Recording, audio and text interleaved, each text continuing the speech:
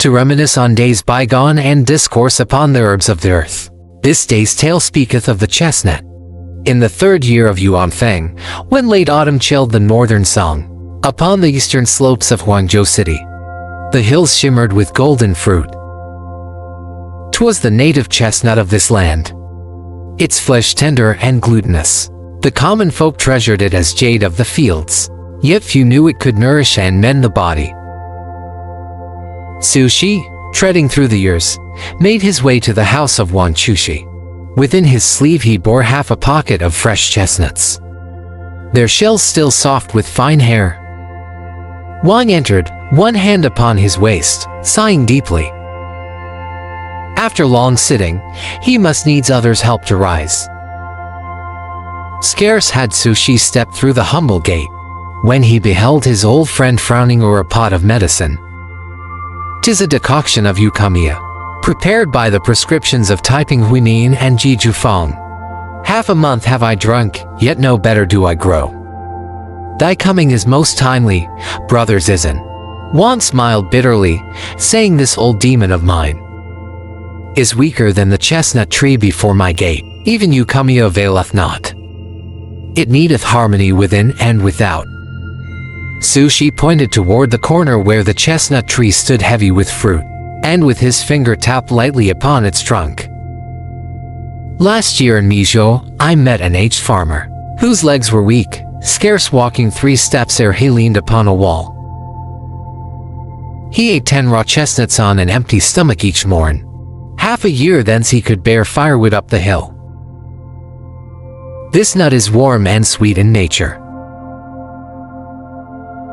The golden prescriptions long hath spoken of it, as strength for waist and leg alike.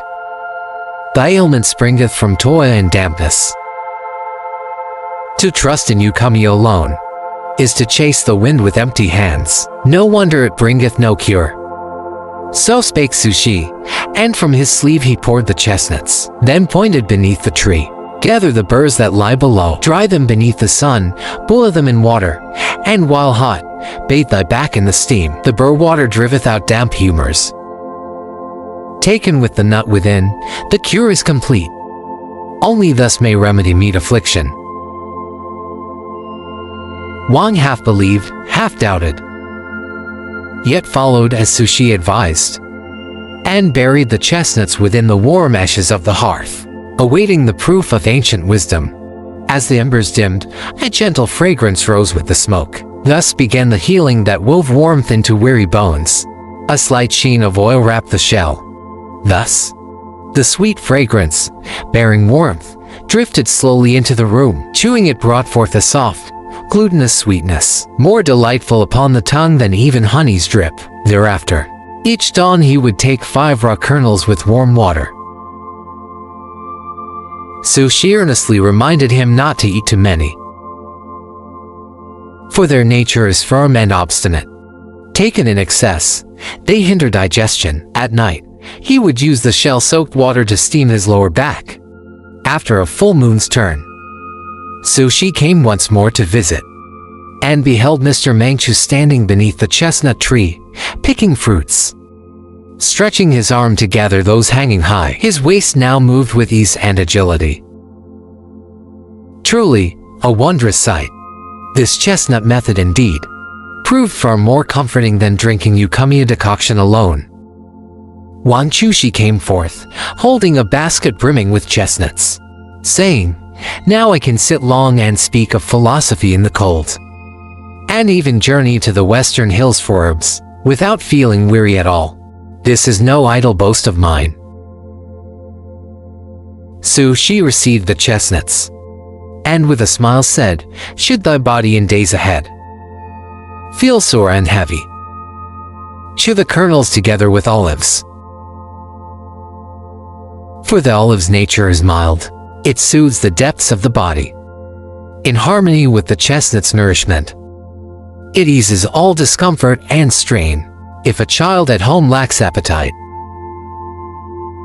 and his spirit is weak, combine chestnut with red dates, and cook them with porridge to make porridge. Best of all, red dates restore strength.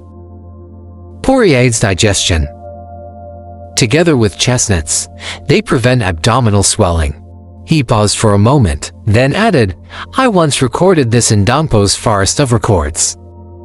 Though the chestnut nourishes man, its raw form is hard to digest. Cooked, it tempers the spirit.